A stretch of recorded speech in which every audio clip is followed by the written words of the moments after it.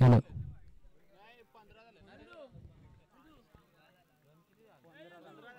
इथे मात्र 2 षटकाच्या खेळल्यानंतर धावसंख्या जाऊन पोहोचली ती मात्र 15. अजूनही 12 चेंडू आणि 22 धावसंख्येची गरज.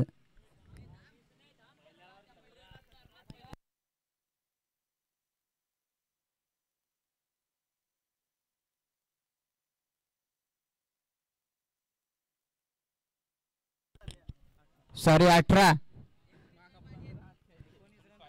धावसंख्या मात्र पाहिजेत त्या. 12 चेंडू आणि 19 धावसंख्येची गरज.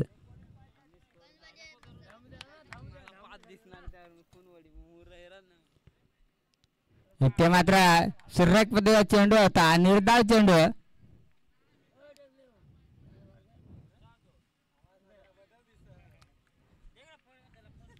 अजूनही मैदानामध्ये कल्पेश हा फलंदाज दिसतोय आपल्याला, तर बघूया. पहिला चेंडू मात्र निर्धाव, दुसरा चेंडू सुद्धा बॅक टू बॅक 2 चेंडू निर्धाव इथे जातात.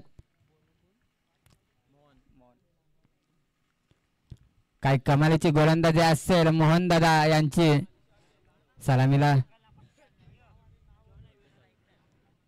सलामीला गेलेला मात्र फलंदाज कल्पेश दादा. बॅक टू बॅक 3 चेंडू निर्धाव टाकत असताना मोहनदा सुरेख पद्धतीची गोलंदाजी असेल.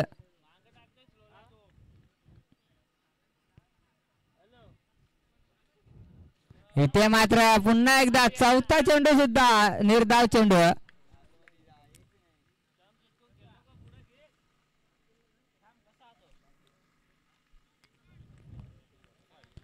बॅक टू बॅक 4 चेंडू निर्धाव टाकत असताना मोहनदादा काय कमालीची गोलंदाजी असेल. हा बघूया 5वा चेंडू.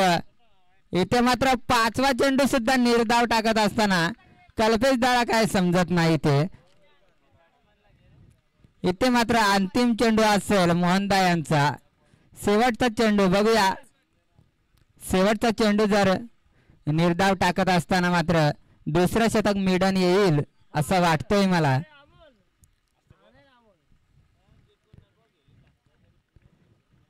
बघूया शेवटच्या चेंडूवरती. इथे मात्र